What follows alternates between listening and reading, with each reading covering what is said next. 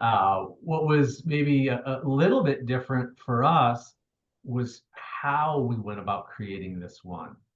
This is now actually one of a best practice feature by EAB, one of the research firms that's out there, because we did it across all of our campuses. I was able to partner with the provosts from both campuses, which that had not been done before. We had our dean of libraries from both campuses chair our core planning team that you see there. And it was neat because they brought together faculty and staff into 5 different subcommittees. So we had teaching and learning and research and innovation and productivity. And the whole idea here was that we didn't want them just to go off and study it, but we wanted them to do some pure benchmarking. We wanted them to do some discovery, but they had to propose 1 to 3 pilot proposals that we could at least start to test out and to do. So if you imagine 5 groups, up to 3 proposals, we had somewhere between a dozen, maybe a little bit more than a dozen ideas that came out of this group. And they were real excited about it. We actually ended up having them do this effort impact matrix to kind of figure out which ones might be good to take on in terms of some early wins. Maybe weren't going to be as cost prohibitive or time intensive, but could still get some good wins out of it, to ones that were like, okay, well, once we get some momentum, then maybe we'll take on some of these bigger ones that might take a little bit more effort. So in the end, we ended up picking 3 that the provost and I ended up giving the green light to, and we started to move forward. So that's one thing we did early on. This next one, there's a lot of debate in higher ed. From what I see from other campuses, do you have an AI policy? Do you not have an AI policy? Um, for our campuses, we had faculty and staff that were at both ends of the spectrum. So we had some faculty who wanted us to mandate that everybody had to use AI. Our College of Business in particular, they were really leaning into it. As you can imagine, we had faculty on the other side and some in our humanities areas that were really worried about what it meant for privacy, for academic integrity, for original thought. We're also balancing our president and provost because they all wanted to encourage its use. So where we came down on this is we've developed guidelines that we continue to update. So these kind of provide the guardrails of where people can explore AI. It helps to make sure that we talk about things like data classification, ethical use, appropriate use, security and policy, but it doesn't come out in, I'm not saying security and privacy, it does not come out and actually create a formal university policy that we end up enforcing, because we're trying to encourage that experimentation and allow faculty in particular to be able to use it in their classes or in their research where they think is best. The other thing that you should probably know about CSU, particularly CSU Fort Collins, is that when our current president, Amy Parsons, joined about 2 years ago, her #1 priority for our campus has been student success. It's actually something that we have a really rich history going back to the Gates Foundation and some grants we had about a decade or so ago. But she's really helped us to lean into student success and our land grant heritage. She really has a vision for us becoming like the modern land grant university. So in a lot of ways, it was natural for her to start to ask, like, well, how can AI start to play a role, and how can it be connected to the mission? And I think that that's a key thing for all of you. So whether it's student success is your priority, or whatever the top initiatives are at your institution, how can you make sure that you're aligning AI to something that helps either move the mission or a particular priority forward? Um, for us, this was a turning point. And it allowed us to align technology to a campus priority. And doing that was something we were actually really good at. We had spent a lot of time making sure that we weren't doing technology just for technology's sake. But it also gave us this anchor point where we could be successful and start to show campus that we could really provide some added value. Uh, it's also important to mention we're really lucky to have President Parsons. She is a huge champion for AI and technology. Um, and there's also some responsibility that comes along with that because when she is such an advocate, she expects results, rightfully so. She expects us to move quickly and to help make that vision come to a reality. So for us, it was trying to balance, okay, you have all of these other campus priorities, but boy, the president really wants this. How do we have that sort of shift? And how do we start from moving from that catch up to that capability place? Jody, let me just take a quick pause and just a scan from the folks who we have on here or from you. Any questions so far or thoughts that folks want to add before we kind of move into that path forward piece? Questions y'all have? And you might talk about this, Brandon, but with student success being a number one priority, maybe you'll talk about what initiatives allow that to happen. Like Yep. how do you use that technology to actually make students more successful? Because a lot of places see it as a negative or they're cheating, they're doing things like this. Are you using it operationally? Are you using it academically? What does that look like? Oh man, this is like great foreshadowing, Jody. This is like the next couple of slides. This is perfect. There you go. There you go. All right. Well, why don't we dive into some of those pieces? So when we talk about our path forward, one of the biggest pieces that we did was we created a new strategic partnership with Microsoft. Um, so this has allowed our campuses to get access to services that honestly we didn't even know existed. We've gotten training for our campuses. And I think most importantly, we have the safety of a global company who's been a technology leader for decades. So you actually see here, so President Parsons, Amy is on the left, our executive sponsor from Microsoft, Chris Berry's on the right. This is actually a podcast that they did together. So I would actually encourage you to go out and check this out. All you have to do is put in collegestate.edu and the next 150, and a whole series of these will come up. But this is Amy interviewing Chris to talk about that partnership and what we're able to do together with AI, with cybersecurity, and a number of other pieces. Uh, but I think also, Jody, from a resource perspective, it's allowed us to streamline our use and support. So at Colorado State, because we don't have the resources of some of our peers, we don't endorse all of the various platforms, OpenAI or AWS or Claude or Gemini. We went all in on Microsoft.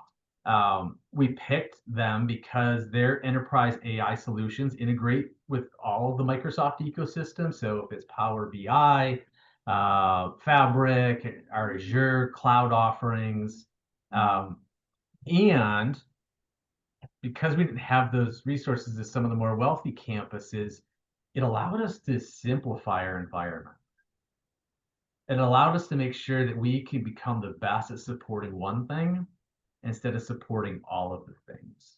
And that was, and it's still been a little bit difficult for some of our folks on campus who maybe prefer one of the other vendors that are out there. But it's really important to us too, from a cybersecurity standpoint, because Microsoft has helped put up sort of a secure fence, if you will, around all the things that we do with AI so that there's no extra models being trained on it. All the stuff stays within that CSU fence so that our researchers and our faculty can safely and securely upload documents and not have to worry about it being shared somewhere else.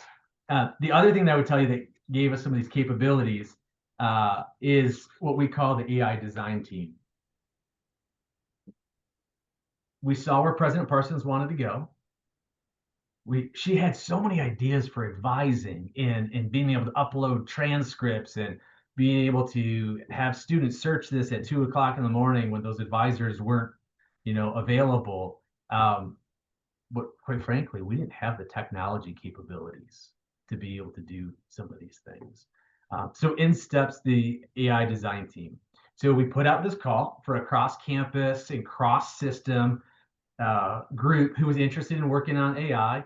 We were certainly looking for some technical folks, but we are also looking for functional folks too. So we have team members here from the registrar's office. We have finance folks on the team. We have folks from our different colleges in our distributed areas. Um, and that helped to make sure that we were bringing those right perspectives. So they did three things. The first one, we asked them not to reinvent the wheel. So go do some peer benchmarking and see what else is out there so that we can learn from other folks. Second thing, they needed to work with Microsoft. So if they were going to create the infrastructure and the platforms, it had to be on Microsoft. And the third one, and Jody, this kind of gets to what you were asking about. They had to come up with some proof of concepts related to student success. They had to start to bring President Parsons' sort of, vision to life. All of these folks, they had to dedicate a certain amount of hours per week. We took a little bit of salary savings and gave them each a little bit of supplemental pay because this was an additional scope, scale responsibility. They had to add a few more hours into their week, and the results that they produced was pretty important. Hey, Brandon, were they coming Yeah. up with the ideas, or were they taking ideas from other people and seeing how they fit to their areas? Um, in a lot of ways, Jody, they took the ideas from that task force that I talked about, Uh-huh. and they tried to bring those to life. Okay. So they were taking the ideas, those three that we gave the green light to, they were starting to put those into practice. Gotcha. And they were making sure that they were keeping the president happy and making sure that we were doing what she had asked us to do. Because she was dreaming real big.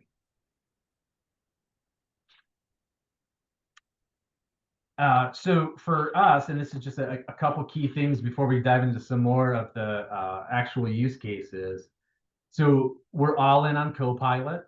The other thing that we do started to offer is Teams Premium. So you may not think about Teams Premium as AI necessarily the same way you do with Copilot. But what I'll talk about in a moment is how our advisors are leveraging the transcription and all the things. So I saw somebody started Read.ai in the meeting here today. Very similar feature on the team side.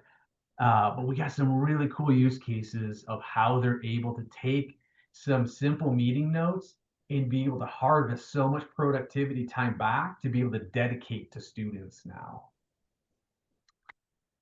The other thing that we got as a part of that Microsoft partnership, I mentioned a little bit um, on the training and skills development. This is something we're using for our entire community. So learn.microsoft, that is online learning that folks can do self-paced. Another part of that Microsoft partnership with the Enterprise Skills Initiative. So these are actually courses that our team members can take. And it's not just faculty and staff. These are actually available to students. So we're talking about how do we integrate these into courses so that faculty can be able to send students here to be able to do additional learning outside of the classroom. Let's say they want to use AI, or maybe it's even just something like Power BI or something in the Microsoft ecosystem. They can send them there. So let's talk about some of those proof of concepts because these are starting to really gain some traction across our campuses. The first one is around academic advising. I don't know about your campus, but on ours, we can never hire enough academic advisors. Uh, as we bring in more and more diverse student populations, they need more and more support. We have a real big commitment to first generation students. Part of our land grant mission is around access. Well, if we could free up an advisor anywhere between 10 to 20% of their time, well, that's not just about efficiencies. It's about actually being able to spend more time with the students who need them the most. So one of the things that came up from that task force is that advisors were having a difficult time with advising notes. And it sounds kind of simple. But essentially what would happen is an advisor would have to type up all the notes from the student interaction, and we use something called EAB Navigate. And they'd have to input it in there. You might use Starfish on your campus or another program that might be out there. But they found it so labor intensive that either it took a ton of their time, or maybe they weren't doing it as good as they wanted to. And then when you had to shift a student from one advisor to another, maybe they changed majors or whatnot, there'd be incomplete notes, and it was really kind of detrimental to the student because the next person who would take care of them or the next appointment that they'd be seen at, they didn't have the same thing. So using something as simple as Teams Premium to record the meetings and the interactions provided all the meeting notes, the action steps, and it allowed the advisors to transfer that straight into EAP Navigate. The other thing that we're doing is we're really pursuing President Parsons' idea of that 24/7 advisor. And we're not there yet. This is still early stages, but we have been able to upload our entire course catalog. We have been able to upload student transcripts, and we're leveraging AI to be able to provide answers to students who might have questions at 1 in the morning about what classes they should take or how might they transition to a new major or pick up an extra minor. We're one of the important things here is that technology, we're not doing this in a bubble or a vacuum. We're actually working with all of our advisors to test this. So we formed a partnership really early on with the head of advising, and we've been partnering with one of our colleges to start to bring this to life. Because you can imagine a student gets wrong information at 1 o'clock in the morning and leads to some detrimental effect. That's a real big problem. We want to make sure that that doesn't happen. And at the same time, we have to start testing these things. We have to start coming up with these proof of concepts to see, what can be out there and maybe what are some of the possibilities that we can solve for. So that's one of them. The other one is a class that we call the Science of Learning. So this is Dr. Ann Cleary that you see here, who's just amazing, by the way. So Ann teaches this class that teaches students how to learn. And it's real high demand. So at our institution, if you're a junior or a senior, you get priority when you go to register for courses. Well, what was happening is that her classes were filled with juniors and seniors, and the feedback she would get was, "Gosh, I wish I would have had this when I was a freshman. My goodness, I would have done so much better in my courses." Or, "Oh, my friends, their grades would be so much better. Or they would have made it to graduation faster. Other people would have been retained at the institution." Um, but Dr. Cleary is like, "Well, shoot, I can only teach 2 courses per semester because it's pretty labor intensive." So right now we have Dr. Cleary paired up with Microsoft and our team to do 2 things in her course. The first one is we want to create some AI agents to be able to help her scale her course to be able to take on more students. The coaching that she does as a part of this is pretty labor intensive. So we're going to design these AI coaches that can be able to replicate the work that maybe her TAs would do. And this allows her to reach more students. The idea is that if we can get it working in one of her semesters, we could maybe expand it then to a whole major, then expand it to a college, and then the sort of the pipe dream or the stretch goal is to be able to maybe have the entire freshman class now be able to take the science of learning, and then all of a sudden we're going to see significant, increases in test scores and retention rates, time to graduation, because the work that she does is all research backed. That if you can get students, one, into these courses, and two, to do these methods, it's proven for success. The other thing, so I said there's 2 things we're doing. The second one is Dr. Cleary's got this really cool idea that instead of just having the coach in that class, what if we're able to start that coach in their freshman year and it actually followed them to all of their other classes, and he was able to give them all those tips and tricks and nudges and nods to be able to do the right learning practices all throughout their undergraduate career. So those are 2 things that we're working on to be able to have better academic performance and retention efforts. The next thing that I want to show here are 2 GPT platforms that we've worked with Microsoft on. So between our Fort Collins campus, which you see on the left, we are the Rams there. This is called RAM GPT. On the right, our Pueblo campus is the Thunderwolves, and we often refer to them as the Packs. That's going to be Pack GPT. But this does a couple things. The first one, this helps to democratize AI across our campuses by allowing students, staff, and faculty to create their own agents that they can then share with each other. So It might be a faculty member creating agents for their class where they have their syllabus, their lecture slides and notes. Maybe they're, um, so I'm not sure, Jody, what you all might use for lecture capture. We use something called Echo 360 on our campus. Well, it creates a transcript of the class. Well, the faculty member could dump all of that into this agent and almost create a front end to their class to be able to help create study guides and help their students with coursework if they get access to all of the information that the faculty member had. Um, Another thing that you might think about on the productivity side, we're having conversations. We have a group in our president's office that works on university partnerships, and they're going to work with our general counsel's office to dump all of the contracts for the university into an agent and then be able to search it for opportunities that we might have where maybe we didn't get the best terms from a particular contract. Maybe we have contracts that are coming up and we can have enough advance warning so that that way we can start to find other opportunities for those companies to work with us and get more purchasing power, that sort of thing.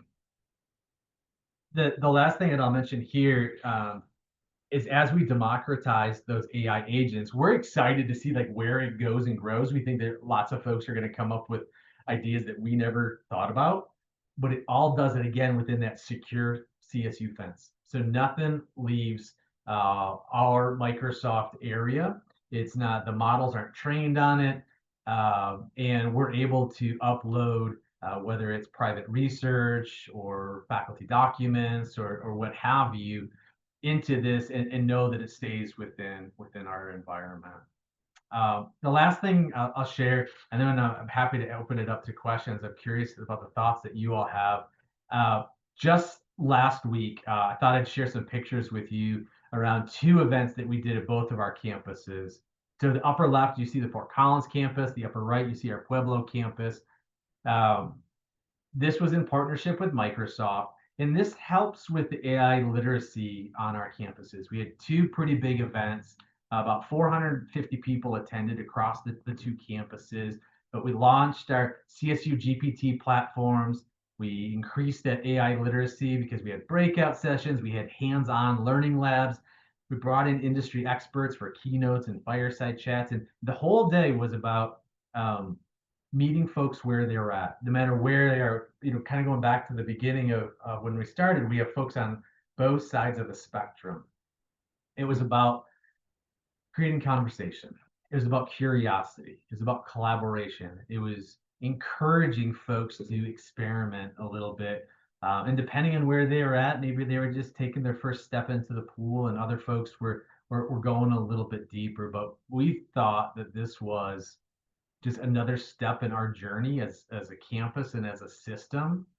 And our hope is that we're going to be doing more things like this because it's all part of that continuum. You can have the technology, you can have the service or the service dedicated to the mission and priority, but then there's also a literacy component. And I credit your campus, I credit Jody and all of you for having conversations like this with other institutions. It's exactly what we have been doing as well, so that we can learn and experiment and then right size things for what our campus might need. So Jody, with that, I'm going to stop sharing, and I'd love to hear thoughts, questions, comments that folks have. Sure, I could probably ask 100 of them, but I'll open up to you guys if y'all have questions for Brandon. And if you ask one, if you wouldn't mind introducing yourself and what your role on campus is, that just kind of helps give me a little perspective. Sure. What questions do y'all have for him? So, as they're kind of brainstorming some ideas to ask and things like that to how it may affect them is, I think, Brandon, one thing that we wrestle with is, and I don't know if it's like you guys are the same way or if it's unique to us being a smaller Christian school, is we're very relational with our students. And so one thing that we've kind of wrestled with and trying to figure out is how do we, and we have about 80, sorry, not 85, well, probably 75% of our students are online students. Okay. 25% are on campus. And so how do you get that relational side as more and more students are wanting to go online, less in a classroom? So like you use the example of the professor that is using that how to learn or whatever. Probably a large portion of what students like is being there listening to her and engaging with her and that kind of stuff. How do we use technology and AI, whatever it may be, to still have that student engagement where it's an experience? You know, if I have Mhm. an English class, I can learn English online on YouTube or math or things like that. Does that make sense? No, it totally does. And we talked to Dr. Cleary about that quite a bit, because she didn't want to lose that experience. She didn't want that lose that student connection. What she did want was to be able to augment her class so that those coaches or those AI agents as coaches could kind of come alongside her. And that's why Microsoft has leaned into this whole like co-pilot Mhm. phrasing. Yeah. And that's what they talked a lot about last week is that their view, and I agree with them, is it doesn't replace the human interaction and it shouldn't. What it might do is actually free us up to be able to have more interaction. You know, Jody, one quote that they shared, and I've heard this a different take on it. So, have you heard that AI is going to replace like entry level staff members, Mhm. like sort of like the first couple of years or whatever, like that becomes real difficult. And their perspective was a little bit different. Was imagine if those team members were now freed up to do more strategic work earlier in their careers. I was like, oh, well, that'd be great, actually. Um, I think the same thing is true then for our faculty and our staff and the interactions with students. If we can use AI to be able to free them up to do more of that higher value added work, um, it allows them to touch more students in a deeper way. And I think part of that is how do you keep them from having that fear? Here in Oklahoma City, we have a company called Paycom, which is a big HR company that laid off what 500 people a week or 2 weeks ago, replacing them all by AI. So as we're looking, we have an AI committee that sets policy and stuff like that. But we also have to understand there's a fear of people using it because if I embrace it, then you can take my department down from 10 to 8 or whatever it may be, you know what I'm saying? And so Yeah, that no, you run into that a little bit. it's a real fear. We actually faced that with our advisors. What President Parsons was trying to say was, we have a financial challenge that we can't just keep hiring more and more. We don't want to reduce, but if we're going to grow as an institution, and for us, that's our revenue model is growth. How do we take on more students and provide them great services? Well, we got to provide a little more efficiency then for those advisors. So even that 10 to 20%, times however many advisors we have, that starts to produce some of those real results. I think you are seeing things though, and the workforce, there's a lot of examples like Paycom one that you shared. Mhm. And like, there's also this responsibility that we have to students to train them with AI because that's the expectation when they get into the workforce that these companies are going to want them to be able to use. Exactly. Yeah. No, that's true. Um, Dr. Nance, go ahead and you might share your question that we were talking about earlier, because I'd be interested in Brandon's thoughts on that as well. The question that I was asking Jody before you came on was, as a professor and a program director, I'm program director over the online Christian ministries program, and trying to, when we're grading papers and Turnitin shows 100% AI, Grammarly shows 0 to maybe 40% AI, is the question and frustration becomes on everybody's part, who do you trust to give you an accurate review of a student's work? And I'd say too, Brandon, and I don't know how much you deal with the academic side of technology, but um, what is the school's approach to using AI for like Grammarly? We use that for editing, but they have a built-in AI feature where that assists students, what's the view on that as well? You got both sides of it. Oh, such a tough one. And Dr. Nance, I definitely empathize with that challenge because we see the same thing. What we're seeing is the online plagiarism detectors are not accurate. And they miss things on both sides. So we're actually encouraging folks not necessarily to lean into those as much anymore, because we can't show the accuracy like maybe we were able to 4 or 5 years ago with Turnitin or some of those pieces. Jody, to your point, it really depends on the faculty member. So I had this opportunity to ask a whole group of students the other day of how their faculty using AI. And some of them have really redesigned their courses, and they're not just doing the traditional, write-in assignments that maybe they would in the past, but they're trying to use AI. So one talked about it was a business writing course, and they used AI to be an angry customer. And the whole idea was that they were able to provide some professional communication in a very difficult or a conflicted situation. So we've started to see faculty start to use AI more into their courses, or maybe another one talked about how the faculty member asked them to use AI to do some research, and then they had to compare and contrast the the efficiency and sort of effectiveness of did that work or did it not. I think some of our faculty are really challenged and thinking about like how might they either keep the pedagogy they have and what's worked for them in their courses, or they may have to shift to being able to analyze learning in a bit of a different way. And that's something that we're all struggling with right now. Sure. Yep. Other thoughts, other questions y'all have?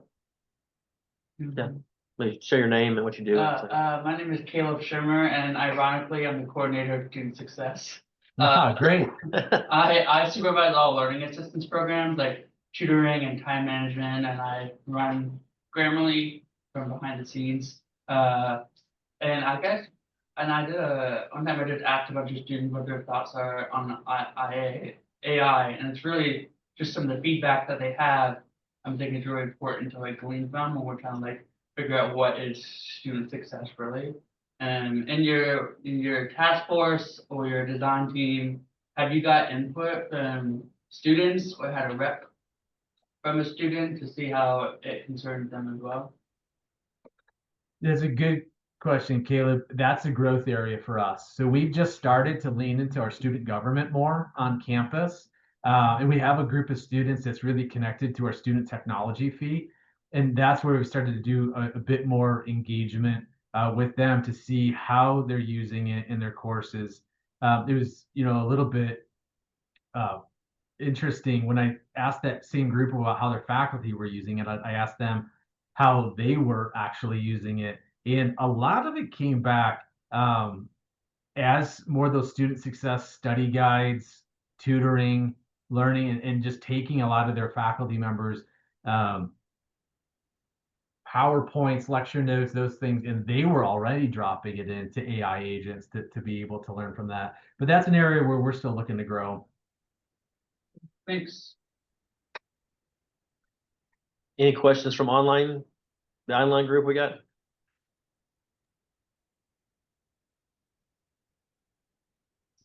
Hey, Jody, I have a question actually. Thanks so much, Mr. Benner, for this information. It was really helpful. One thing I'm wondering about is how you're protecting the organization from any potential lawsuits. There was a big case earlier I think it was in May, from a university where a student filed a lawsuit and demanded tuition refund because the student claimed that the instructor used AI to generate course materials. So I was just curious about your organization's approach to guarding against that sort of issue. Sure. So, Dr. Phillips, that's an ongoing conversation on sort of two fronts for us.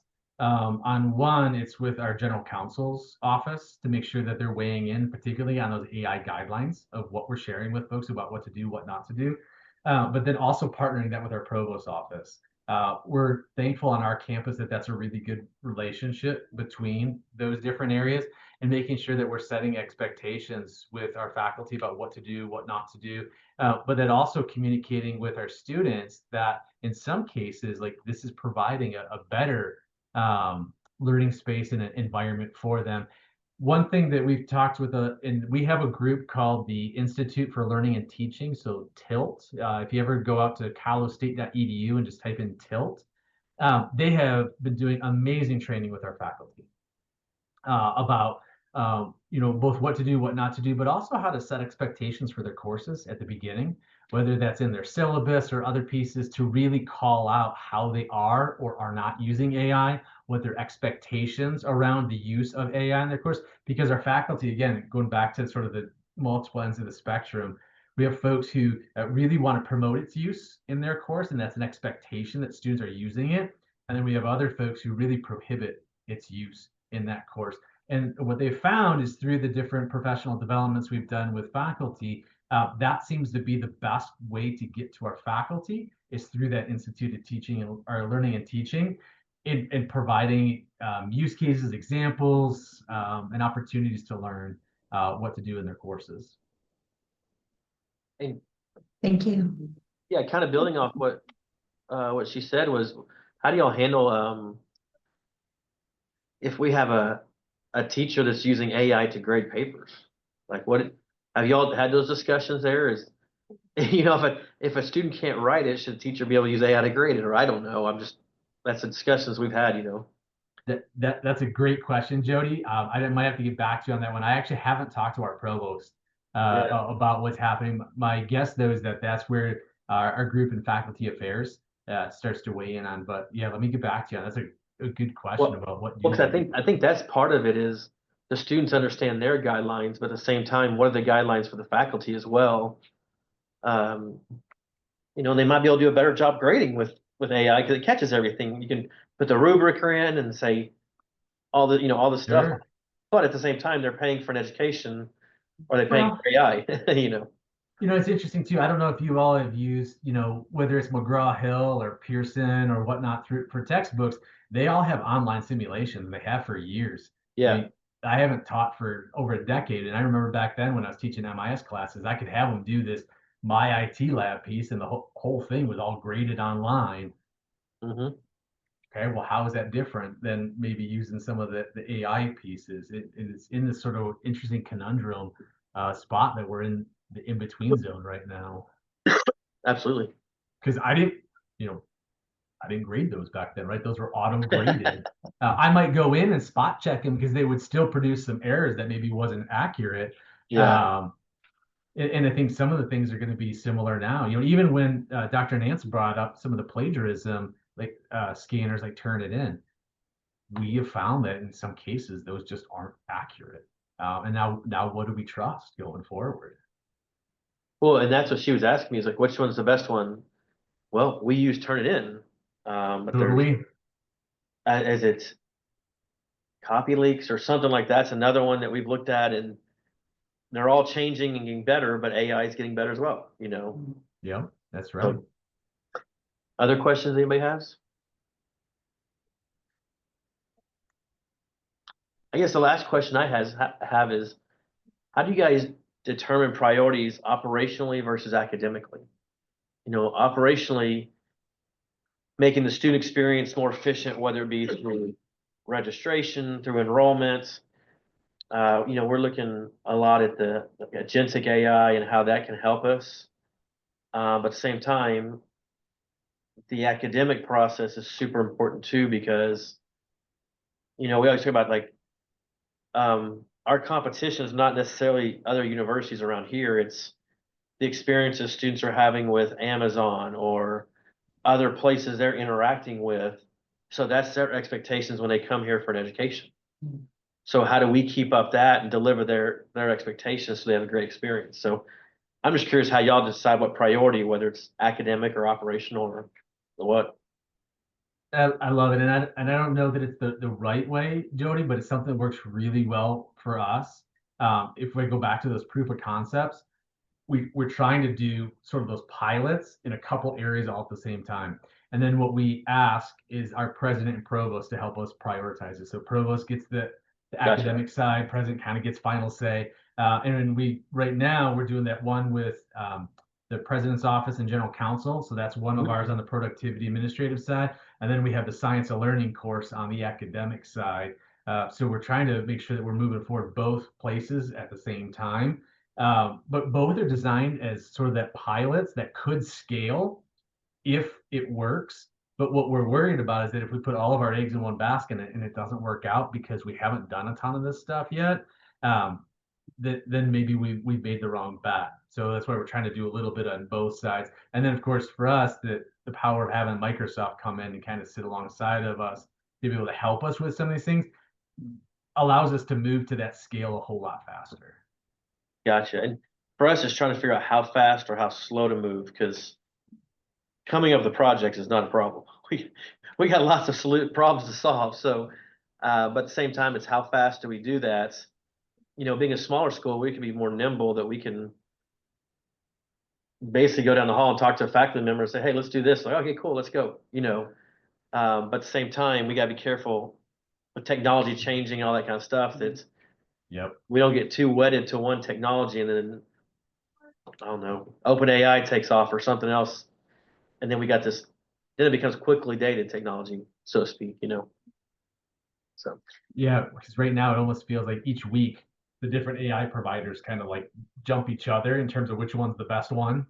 It is, yeah. You know, and that's why for us, that's why we ended up going with on the Microsoft side. And that's not the right choice for every institution, but we just thought with sort of the enterprise scale that they have, even if they're a little bit behind the leading edge, like that's okay for us. And they're not going away anytime soon either. They're not going away anytime soon. And frankly, maybe they'll end up buying one of the other competitors if they're good enough. So that's true. Any other questions from anybody before we jump off? Anybody online? You guys good? Well, thank you for taking time, Brandon. We really appreciate it. And I know your time is valuable. So thank you for spending a little time with us and helping us get better at AI. Yeah, no, I appreciate the invite. Thanks for everybody for showing up today in the conversation. Hopefully you got a couple of ideas or maybe created a new spark for you. If there's anything you'd like to follow up on, please just let Jody know. And then Jody, you can always feel free to reach out to me with additional questions or other pieces. We'd love to keep the dialogue going. Awesome. Thank you so much. We appreciate it. All right. Take care, everyone. All right. Bye.